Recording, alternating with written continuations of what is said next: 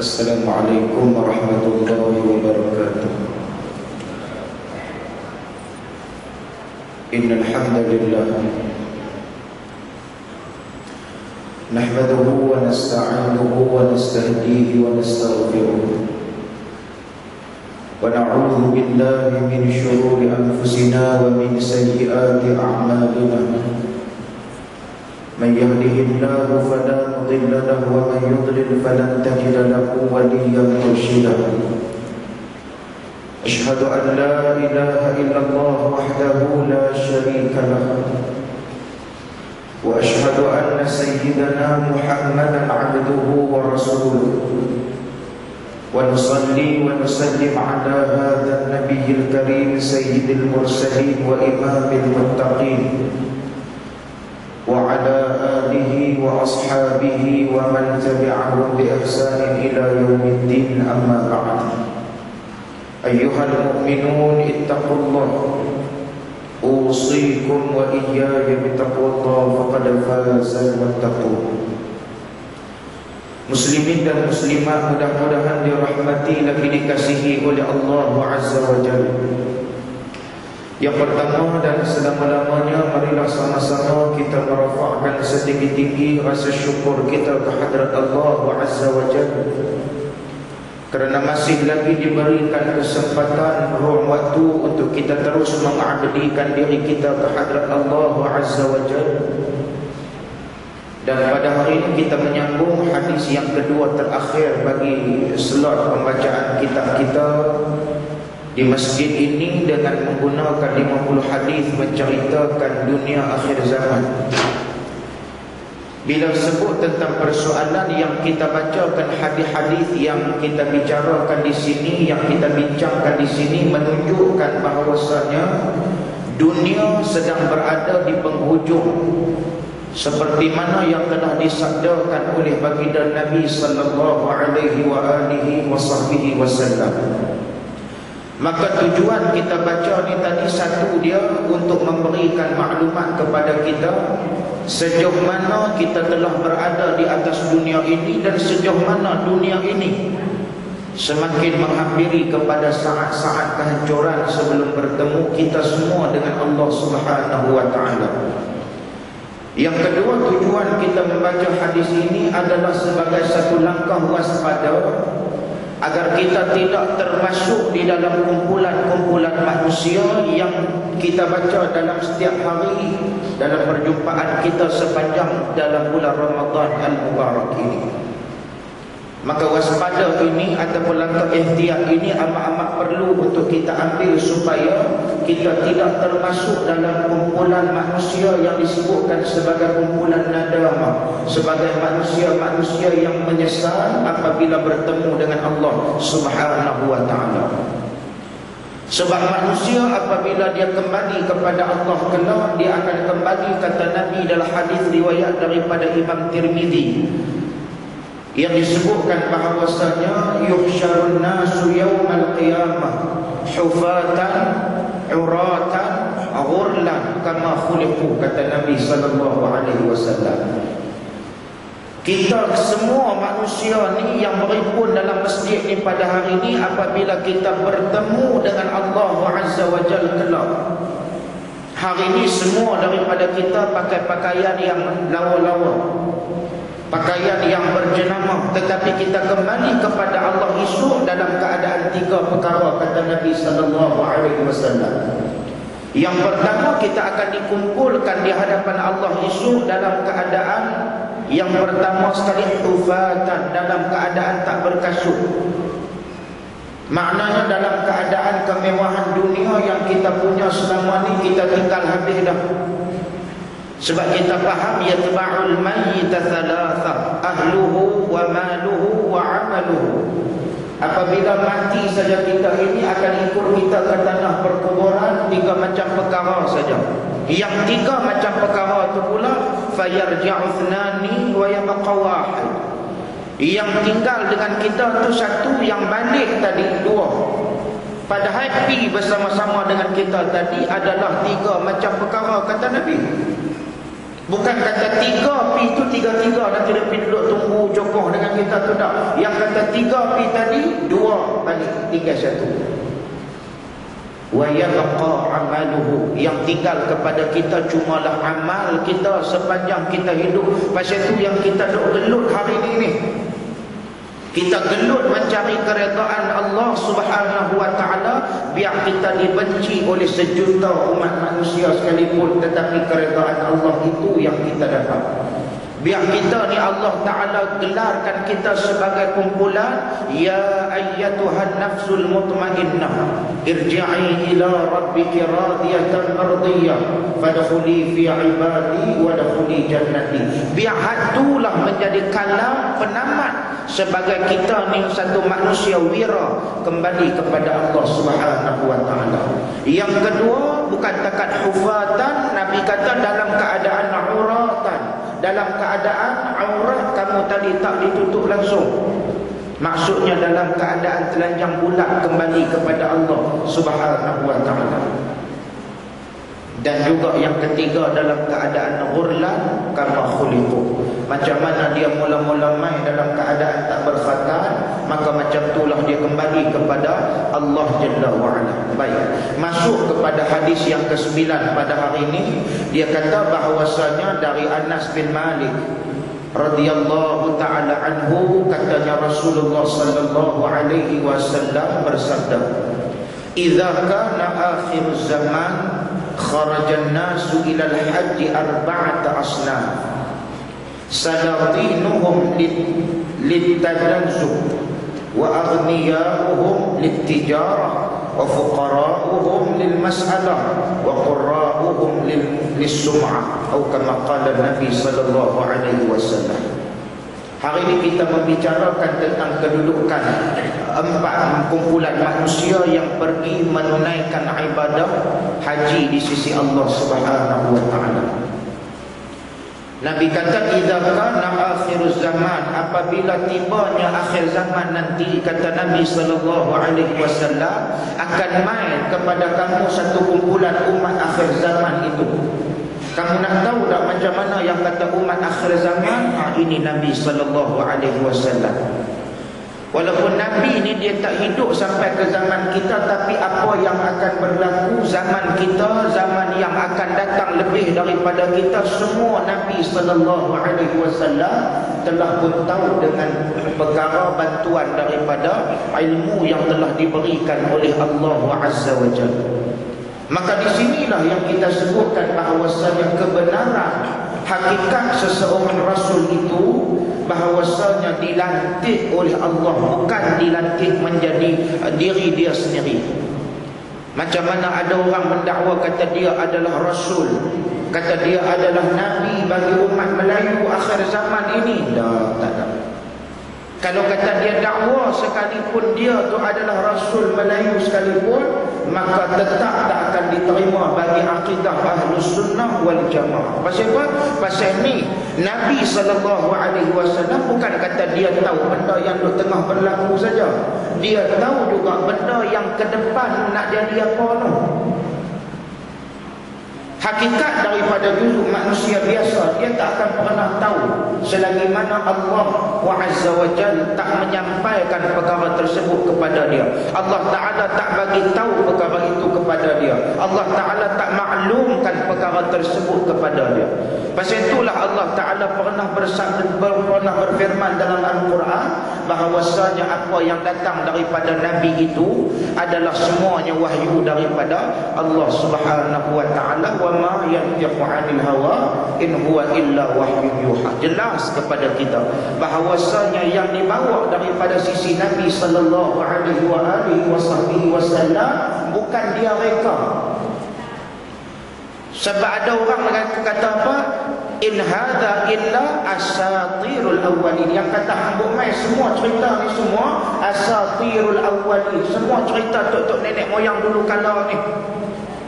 Dia kata Nabi Muhammad ni seorang yang kahin. Dia kata Nabi Muhammad orang yang majnun, orang gila. Dia kata macam-macam. kepada baginda besar Nabi Muhammad sallallahu alaihi wasallam. Bila kata Nabi Muhammad bagi tahu benda yang akan berlaku, dia kata dia ni anta minal musahharin, daripada orang yang menggunakan sihir. Bila bagi tahu benda yang akan berlaku.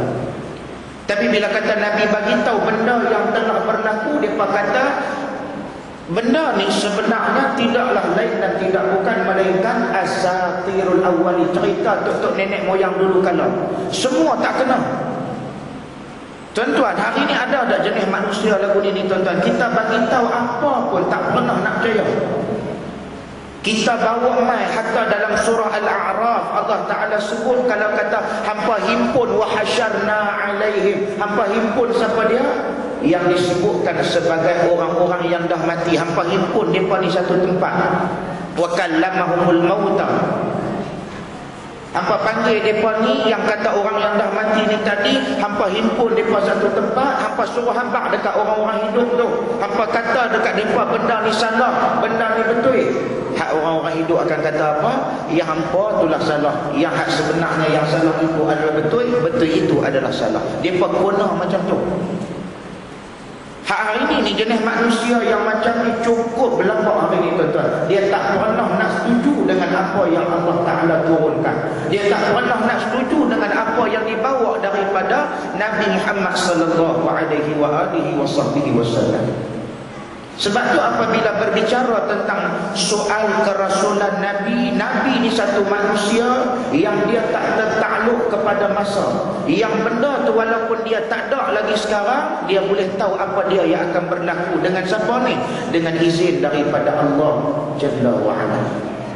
Inilah kehebatan Nabi sallallahu alaihi wasallam. Sebab apa yang dibawa oleh Nabi sallallahu alaihi wasallam itu tidaklah satu cerita yang dongeng, melainkan semuanya adalah perkara yang benar, yang wajib diimani bagi kita. Nabi mai cerita pasal apa? Pasal hari kiamat, orang tak percaya. Pasal Nabi tak pernah tengok lagi hari kiamat, dia kata Muhammad dok mai cerita benda ni dekat kita, dia pun tak pernah tengok. Macam mana dia nak boleh tahu benda tu? Tak apalah.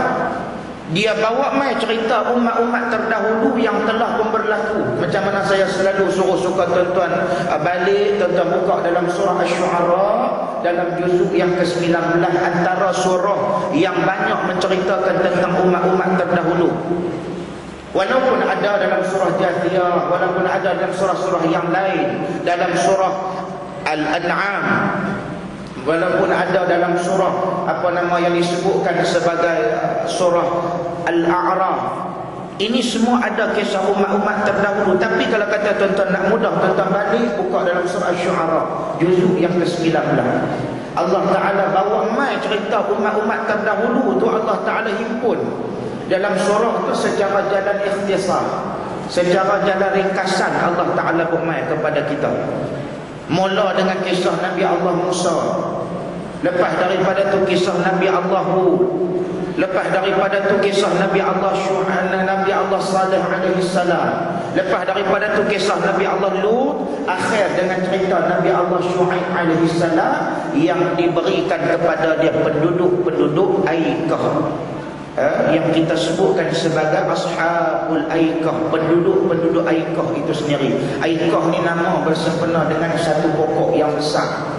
Maka bila sebut tentang macam tu, tuan-tuan balik baca balik kisah-kisah umat terdahulu ni, memang tu ada dalam Quran. Tapi bila kata dibaca kepada mereka kata dah, yang ni cerita dia semua tok nenek moyang dulu kala boleh cerita dah. Hang tu saudara main cerita tu sah dah buat kemas dekat kami, dia kata lu. Bila Nabi Muhammad cerita pula pasal Al-Isra' wal Mi'raj, Nabi Muhammad yang di-Isra' kemudian di-Mi'rajkan oleh Allah Subhanahu wa ta'ala, diceritakan. Bila sebut kata Nabi Muhammad cerita satu persatu, dah dia kata diri ini termasuk dalam kumpulan yang gila tadi. Tak kena saja.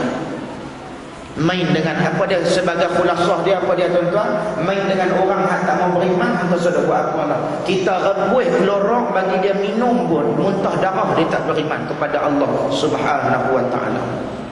Sebab tu bagi orang yang beriman ni, apa yang dibawa dengar saja kata mai daripada Nabi SAW, aku beriman dengan Allah Subhanahu wa taala. Aku beriman dengan Rasul Muhammad SAW. Itu bagi orang beriman. Baik, dia kata. Nabi kata akan mai akhir zaman nanti, kata Nabi, kharajan nas, akan ada sekumpulan manusia ilal haji arba'ata asnaf, akan ada jenis 4 kumpulan manusia yang pergi menunaikan haji ni. Macam mana kita tahu haji ni termasuk dalam rukun Islam?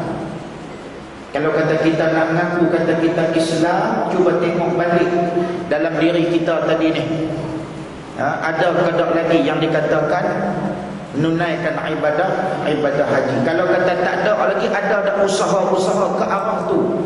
Sebab ada orang yang kadang-kadang rezeki dia berlimpah, tapi dia tak pernah ada pun keazaman untuk dia nak kumpul duit nak pergi kepada jalan Allah Subhanahu wa taala. Yang dia duk kumpul duit nak pergi ke mana? Nak pergi Hong Kong. Duk kumpul duit nak pergi mana? Mexico. Nak pergi duit nak pergi mana? Hawaii. Dia tak kira dah. Hak kata nak pergi Mekah ni, kira duk tangga hak nombor berapa pun tak tahu dah ke dia.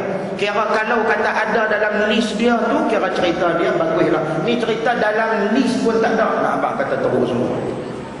Kita ni bila sebut kata tak ada rezeki pun, kita kena azam kata kita nak pergi juga haji ni. Bila sebut kata nak pergi haji pasal yang ni tuntutan kepada seluruh umat Islam, man istata'a ilaihi sabila, yang mana yang mereka tadi berkemampuan. Maka bila sebut kata macam tu, Nabi kata akhir zaman akan mai kumpulan manusia yang rajin pergi haji. Tapi ada jenis 4 jenis manusia. Yang pertama kata Nabi, salatinuhum litanazzuh. Orang yang pergi haji tadi ni, tujuan dia apa dia? Pi melancong, pi makanan ni hak jenis pi haji hak mula lah. Pi haji hak mula ni macam hari ni lah, artis kalau kata mereka nak tobat saja, mereka nanti ambil cuti 2 minggu, pekat-pekat pi haji lah ni. Oh, dia jadi macam haji ni macam serupa kita pi Bangkok lah ni kan. Macam mana pi, kalau kata kita rasa nak pi tu kita pi saja. Persediaan rohani memang tak ada, kosong. Tanda kata kita pergi haji ataupun pergi umrah tadi itu dengan sebab kata kita nak mendapatkan keredaan Allah. Cuba tengok balik, kita balik haji tadi perangai duk lagu tu juga ke berubah dah? Kalau kata pergi haji 15 kali sekalipun, umrah duk ada 20 kali, balik duk main sabung ayam juga, yang tu cukup, yang tak guna. Nak main semayang ni kilik ayam pun dalam agama tu. Kita yang pun nak balik nak buat gulai ayam, kau rupanya dah nak pergi sabung lepas pada semayang tu lagi, nanti pergi sabung ayam. Kalau kata balik-balik haji pun nombor dok main serupa tu juga, nampak kereta aksiden ni sampai jam balik, kereta aksiden belah kanan. Hak yang ni duk jadi di highway ni. Yang duk jadi di highway hari ni jenis ni lah. Kereta aksiden bukan kata belah jalan kita ni, dia belah kanan kita. Tapi cerita dia pasal apa? Pasal hak kawan tukang report tu ramai, wartawan lokasi cukup ramai. Hak nak tolong buat ulasan. Yang tu lah kadang-kadang ada hak buat ulasan, ada hak lagi kemas ambil nombor terus. Berapa nombor kereta ni? 3442. Ni tuan-tuan jangan duk tulis hak mana yang saya bagi tahu baik-baik sudah, jangan duk tulis nombor pula. Saya lagi pakai kepiah satu macam yang berselawat Nabi apa semua, tulis pula nombor 3442. Bila sebut tentang persoalan tu tadi, ada hak jenis rajin duk main nombor ni pun ada juga. Oi, kepiah ni kan cerita dia hingga duk atas kepala saja. Kira kepiah dia ni sama dengan mamak nasi kandar. Kira ustaz pun kepiah tak pun selalu atas kepala. Tuan-tuan cuba tengok yang buat kepiah atas kepala hak selalu ni cerita mamak nasi kandar. Kepiah ni tak pernah lekang daripada atas kepala, warak sungguh lah kan. Ada ambil order kat kita tu kan. Kadang-kadang dia pakai kepiah Malaysia atau bendera Malaysia tu kan. Kita tengok-tengok kata warak semua pokok ni kan. Dia pun sama juga macam mana dia tu lah. Pi mana ni kepiah tak pernah tinggal ni, janggut kira panjang jela. Mau kalau kata bercakap ni ke hadis Quran hadis, hadis Quran hadis, kira kemas. Tapi nombor duk dalam poket ni. Enggak, nombor duk ada cerita dia dalam poket ni. Bila sebut kata main semayang tak pernah tinggal juga nombor tu, tunggil sujud nombor lurus. Pukul dia kipas angin, main kata imam, tu imam pula tengok ni nombor siapa ni, tu imam kata nombor aku duk ada. Agak tu imam pun main nombor juga. Satu masjid dia jadi lingkup pasal bahana dengan nombor. Ada juga hak jenis tak rajin main nombor dulu tu, tapi depa rajin kira cerita dia langgan perempuan macam-macam. Balik haji pun duk main lagi perempuan ni tak kira dah. Hubungan apa nama lelaki dengan perempuan yang tak ada batasan apa semua ni kira cerita dia pun berlembak pada hari ni. Tapi nama dia haji. Pi itu tujuan dia apa dia? Nak pi makan angin. Pi itu bukan kata pi semayang pun. Pi itu duduk di hotel dah, tuan-tuan. Kalau kata tuan-tuan pi haji, tuan-tuan pi umrah. Terutamanya umrah lah yang saya sebut pada hari ini ni. Kita tengok manusia yang pi umrah pada hari ini kadang-kadang depa pi itu sekadar nak pi makan angin, kita pun tak tahu pasal apa. Kita kata ni, Pak Haji tak terus semayang lah. Tak apalah, aku dah duk main selalu dah. Hampa tu jarang-jarang main. Aku ni tiap-tiap tahun boleh main, kira setahun paling kurang 2 kali. Kira hampa tu jarang-jarang duk main, pergi semayang tu. Aku tak gaduh semayang, tak apa. Lain kali aku main boleh semayang lagi. Kira dia nanti duduk dalam hotel, pergi masjid pun tak, apa pun tak. Tapi dengar pergi umrah, dengar pergi buat kerja haji, tapi dia tak pernah buat apa yang Allah Subhanahu Wa Taala perintah bagi diri dia. Kemudian yang kedua pula, kumpulan yang disebutkan sebagai warniyahum litijarah. Orang-orang kaya pula kerja depa buat apa? Depa kira buat bisnes. Orang kaya. Orang kaya depa pi tu tadi bukan kata pi tu tujuan dia nak meraih keredaan Allah. Pi tu nak cari peluang bisnes. Cari peluang bisnes tak salah. Tetapi kena letakkan matlamat kita, sandaran kita, ibadah tu dulu kerana Allah Subhanahu Wa Taala. Ni kadang-kadang pi tu semata-mata untuk apa tu? Untuk nak pi cari ruang, peluang untuk dia nak meningkatkan produktiviti dia, untuk dia nak luaskan empayar perniagaan dia tadi di tanah Arab sana. Akhirnya dia pergi tadi bukan tujuan dia kerana Allah, bukan dia bersusah payah kerana Allah Subhanahu Wa Taala, tapi bersusah payah demi toyok nasi dia tadi pun ada. Yang kadang-kadang macam yang saya kata lah, buat bisnes haji, buat bisnes umrah ni tadi menipu. Tulis dalam syarikat tu nak pergi melawat merata ni. Sampai-sampai hari nak pergi orang kata, ni ustaz, Bukit Menek tak pergi ke? Bukit Menek tak pergi ya? Tak pergi magnet orang curi. Satu lah, pemuhung. Kan? Tak pasal-pasal magnet tu orang curi, lagu mana orang nak curi ni. Tapi mereka pemuhung. Hak tak biasa pergi kata, tak kira tak pergi, kira kali ni kira Bukit Magnet, kira tak pergi. Pasal apa? Pasal cerita dia magnet tu orang curi lah. Balik main cerita di Malaysia ni. Orang-orang di Malaysia pula kata, boleh curi pula lagu tu. Pakat-pakat kena pemuhung daripada A sampai Z. Ni ustaz kira ladang unta tak pergi ustaz? Ladang unta tak pergi susu habis. Apa kena mengenal susu habis dengan ladang unta ni? Takkanlah punya beratus ekor unta yang ada tu titik susu, tak ada kot. Kira cerita dia ni kira buat apa pun, kira pemohong sedia. Bila sebut kata dia ambil komisen buah kurma tu pun, dia kira pula suruh dia beli buah kurma. Kurma pula, kurma ajwa tu pula. Atas nama Nabi pula lagi. Tu saya marah ke Arab tu. Kadang-kadang kita dah beli dekat Arab kan, dia kata kurma Nabi, kurma Nabi, kurma Nabi, kurma Nabi. Kurma Nabi saya kata habis dah. Tu kurma hang. Dah, kurma Nabi habis dah. Nabi makan yang ada kat dia tu kurma dia lah. Betul tak? Tentu pun lambat kan? Bila sebut kata kurma Nabi, kurma Nabi, kurma ajwa bukan kurma Nabi. Kurma Nabi itu hak Nabi. Nabi dah makan habis dah, tinggal kat hang tu kurma hang lah buat undui. Kan? Orang kita pula bila sebut kata kurma Nabi ni kau jual 200 beli, 300 beli. Hingga nama Nabi. Kemarin depa pun masuk dalam Facebook, dalam WhatsApp apa semua, baju Melayu terapi 30 juzuk. Tu pun nak mampu juga tu. Dalam saya duk kata tu, dalam saya duk kata baru apa nama ni ayat hak jampi rambut Nabi 30 juzuk tu keluar. Lepas pada tu saya kata nanti main murtabak 30 juzuk apa murtabak tak dengar, tengok-tengok baju Melayu terapi 30 juzuk. Apa ni dia jadi serabut kepala orang kita ni, dia cukup suka merepek lagu tu, semua cukup suka. Tak kira baju tu, kalau kata terapi 30 juzuk apa, awak nak buat lagu mana? Dia rasa sejuk buat gambar dia nak. Kan? Lepas pada ni tak tahulah apa dia pula 30 juzuk motor, terapi 30 juzuk pula kot. Naik-naik pun kira selamat, tak ada aksiden apa-apa. Kira nak pergi laju tu dia tolong kawal bagi motor terapi 30 juzuk pula kot. Kan? Pasal motor pula ni laju-laju sungguh.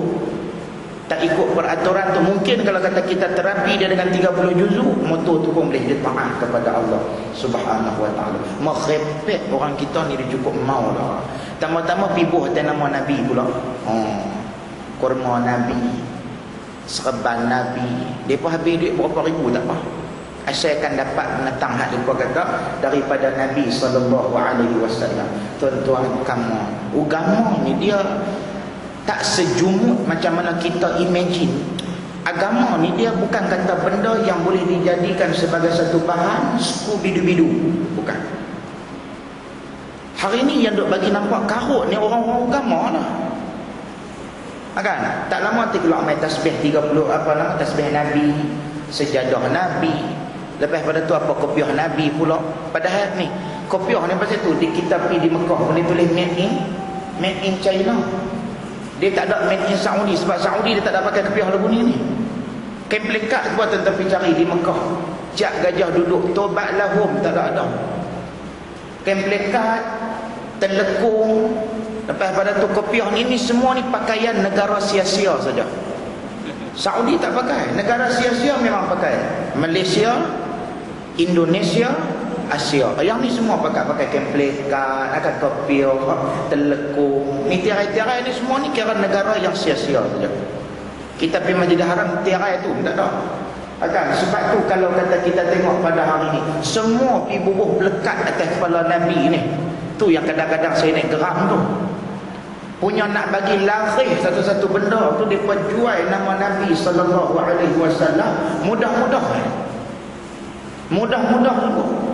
Macam hari ni keluar pula satu statement. Padahal statement tu lama dah, baru disedari oleh masyarakat. Nabi makan waktu dia nikah dulu roti jala cicak dengan kuah kari. Astagfirullahaladzim. Aduh, Malaysia oi.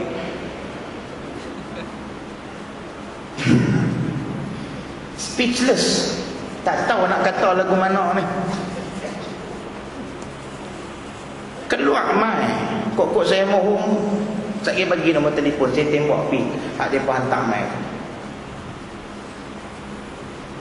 Tulis pula dalam tu sebesar-besarnya Nabi Muhammad sallallahu alaihi wasallam ni, dia punya kenuri dia yang paling murah apa dia? Kurma celup tepung. Nampak tak? Dia duk main cerita lagu tu. Kurma celup dengan tepung. Kira orang Arab makan cucuk juga rupanya. Tak apalah, cucuk tu boleh gagah lah juga. Yang saya tak tahan tu roti sorai tu, roti jala tu. Roti jala tu tak tahu nak panggil apa. Tak tahu dalam bahasa Arab roti jala ni. Kan roti jala cicak dengan kuah kari. Saya dia tak kata Nabi Muhammad dulu menikah pun kira makan roti john. Kalau dia pun habaq kata Nabi Muhammad makan roti john pakai sesak habis pokok ni. Tambah roti sorai ni pun roti jala. Orang saya panggil roti sorai. Tuan-tuan mungkinlah panggil roti jala tak? Panggil roti jala kan? Ish, kalau saya buat gedik lah roti jala. Dia roti sorai lah kita panggil. Baik, kalau kata lagu tu lah kata tu yang kita kadang-kadang main sampai satu tahap tu tadi, kita memang satu dia kita nak bagi orang faham. Saya pun mungkin kita pun pandang baik kepada benda tu, mungkinlah dia pun nak bagi orang faham bahasa yang agak-agak mudah. Roti yang paling dekat dengan kita roti jala. Tapi diletakkan atas sandaran kepada Nabi SAW itu adalah sesuatu yang amat tidak cerdik. Sebab Nabi SAW nama dia tak boleh diguna sewenang-wenangnya. Nah, kita pada hari ini bila sebut tentang persoalan bisnes ni, walaupun kita business minded lagu mana pun, macam saya kata lah, tolong berhati-hati sebelum kita nak menggunakan sesuatu perkara yang nak disandarkan benda tu kepada Nabi Muhammad sallallahu alaihi wasallam. Itu orang kaya, dia pi buat ibadah dia tadi bukan kerana Allah, tapi dengan sebab nak kumpul kekayaan dia tadi. Kemudian wa fuqara'uhum lil mas'alah, yakni bahawasanya orang yang susah pun pi juga, tetapi pi itu tadi untuk meminta-minta. Ingatlah dalam Islam perkara yang paling keji adalah orang yang seringkali meminta-minta kepada orang lain. Ikutnya dalam Islam ni diajak kepada kita supaya berdikari. Sebab itulah Abdurrahman bin Auf, walaupun dia berhijrah ke bumi Madinah dengan satu apa pun tak ada pada diri dia tadi, kekayaan dia terpaksa ditinggalkan di Mekah sebab orang tak bagi buat keluar. Mereka kata mereka yang bagi laku perniagaan kawan ini, maka mereka tak bagi dia buat keluar kekayaan dia tadi. Tapi dengan sebab dia berhijrah tadi kerana Allah dan Rasul, bila sebut di offer oleh sahabat dia yang lain, antaranya Sa'ad bin Rabi', bila kata diberikan offer, dia kata apa? Aku tak mau kekayaan kamu, tetapi yang aku nak tahu di mana pasar. Aku nak tahu di mana tempat yang boleh aku mencari sesuap nasi. Aku nak satu tempat yang boleh aku mencari rezeki.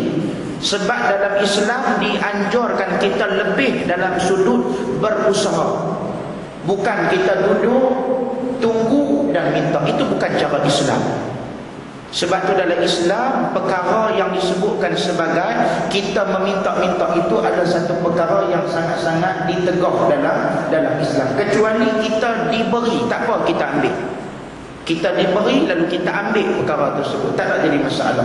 Yang kalau kata kita sampai nak kena minta, nak kena gadaikan maruah kita tadi dengan kaki yang Allah Ta'ala bagi, tangan yang Allah Ta'ala bagi, mata yang Allah Ta'ala bagi, akal yang Allah Ta'ala bagi, kita gunakan dengan cara yang salah. Itu amat-amat dilarang di dalam Islam. Sebab tu orang Islam dia kena manage dia punya kehidupan dia tadi untuk dibawa sesuai dengan kehendak Allah Jalla wa Ala.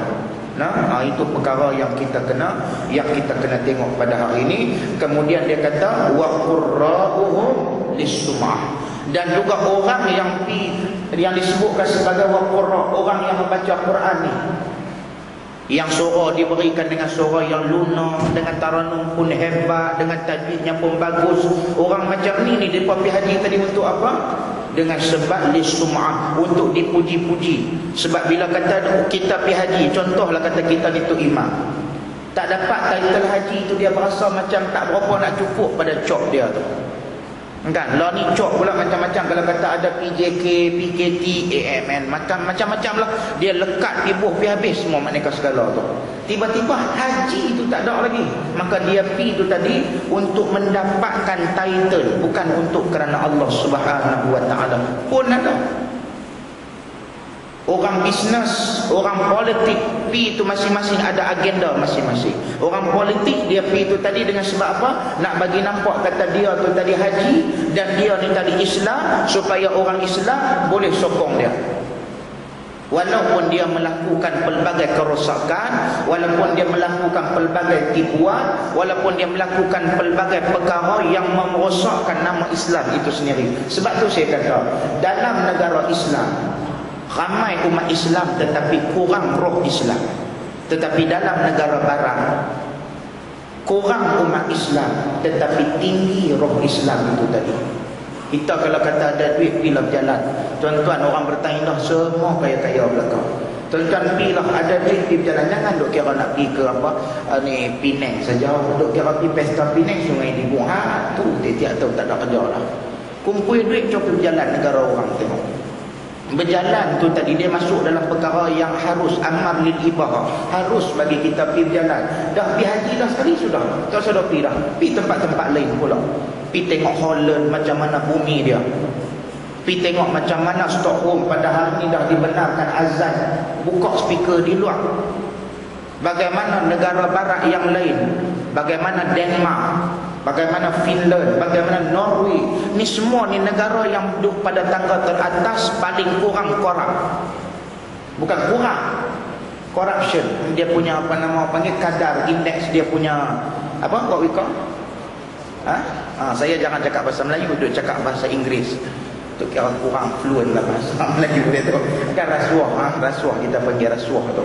Bila sebut kata kita tengok negara Islam tak duduk di tangga yang paling tinggi, dah kata kita ni Islam ajak kita jangan buat rasuah, jangan ambil rasuah, jangan jaga kebersihan. Kita kadang-kadang saya rasa kalau kata kita nak pergi terang dekat pokok Mak Saleh tu tentang reti bersih dia, takut kita pula malu kot dia mai tengok bilik ayah kita pun Allah. Bilik ayah hang sendiri pun hang tak larat nak jaga. Kan? Macam kita tengok sungai di Mesir lah. Tu dalam hadis tu Nabi sebut kata sungai tu antara sungai-sungai syurga, sungai Nil. Kalau kata buat pi Mak Saleh mampu dia pening. Dia kata hampa nak jaga negara. Lagu mana sungai pun tak larat nak jaga, pampers bolang tu. Lepas macam kita Sungai Pinang. Sungai Pinang apa benda tak ada. Maknanya segala semua ada belakang. Sebab tu yang satu engineer daripada Jerman, dia biasa kata apa, nak bagi penstrukturan semula jalan-jalan di Mesir, pembangunan apa semua ni, kena bunuh semua rakyat Mesir ni, buat penghidupan baru boleh bagi mereka ni tertib sikit. Sebab daripada sudut adab orang Islam ni, kita memang diajar tetapi kita tidak pernah praktikkan benda. Kita cuba tengok pada hari ni masjid, kadang-kadang Tok Siok ni tak larat lah duk basuh. Bila sebut kata Tok Siok duk basuh tadi tu, dia turun sekali depan tangga tu ludah kahak. Kalau kata elok tak apa juga, berijau pun. Tok Siok tengok aduh kata semua perut-perut. Orang bukan Islam, dia tengok kepada Islam, dia tak akan pernah tertarik kepada Islam tadi. Maka bahawasanya kita kena nilaikan semula pada hari ini, Islam yang ada pada diri kita bukan setakat Islam yang kita ada, tetapi roh Islam itu juga kena ada pada hari ini. Negara Arab sendiri tak duduk pada tangga yang paling tinggi daripada sudut kadar rasuah dia paling rendah.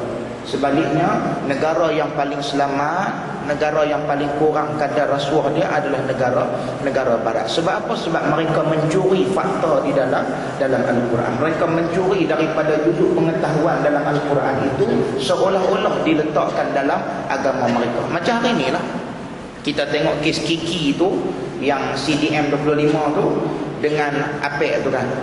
Berapa kali dia ulang, saya tak larat nak dengar ada Apek tu ulang apa, saya adalah agama Kristian, saya agama Kristian Katolik, dia duk kata situ lah.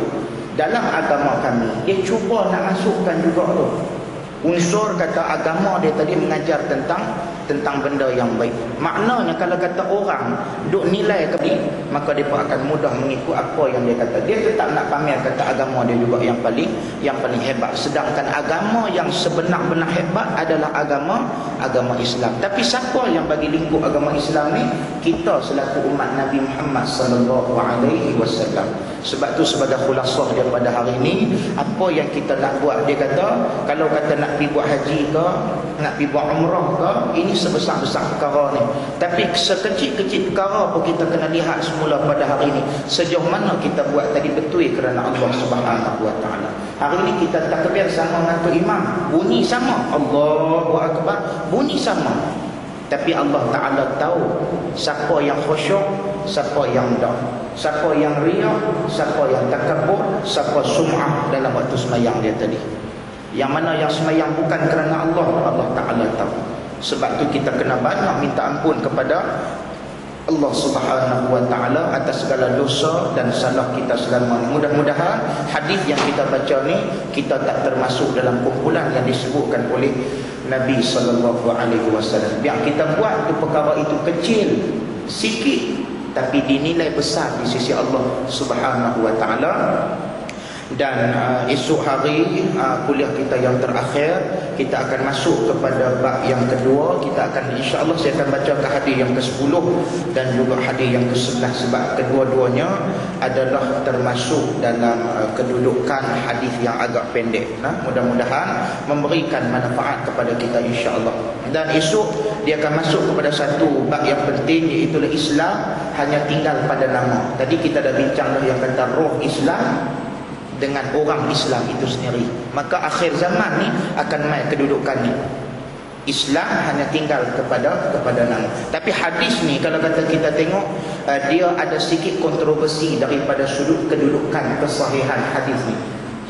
Ada yang kata hadis ni adalah hadis yang dhaif sebab dia terdapat dalam Biharul Anwar. Yang tu kita akan bincang daripada sudut ilmu al-jarh wa ta'dil. Pada hari esok insya-Allah saya akan bincangkan tentang kedudukan hadis ni yang menjadi kontroversi di kalangan para ulama hadis. Nah, insya-Allah kita akan bincang pada esok hari. Saya minta ampun dan maaf anda kata ada terkasar bahasa, terlanjur bicara, dan saya seru kepada kita semua kalau boleh esok pagi kita siap awal-awal kita mai sembahyang di masjid ni ataupun di mana-mana masjid yang ada menganjurkan ibadah qiyamul lail, dan kita bersahur sekali. Sebab qiyamul lail tahun ni kita tak tahu adakah sempat kita nak habis ataupun kita dan jumpa dengan qiyamul lail yang akan datang. Luangkan masa kita tuan-tuan. Tidur ni kalau kata kira cerita nak tidur ni sampai bila pun tak cukup tidur kita. Yang paling penting dia apa dia? Manfaatkan masa kita dalam bulan Ramadan ni 10 yang terakhir ni. Buat pecutan akhir sebelum kita kembali kepada Allah Jalla wa Ala. Saya minta ampun dan maaf. Siru ala barakatillah. Wabillahi taufiq wal hidayah. Assalamualaikum warahmatullahi wabarakatuh.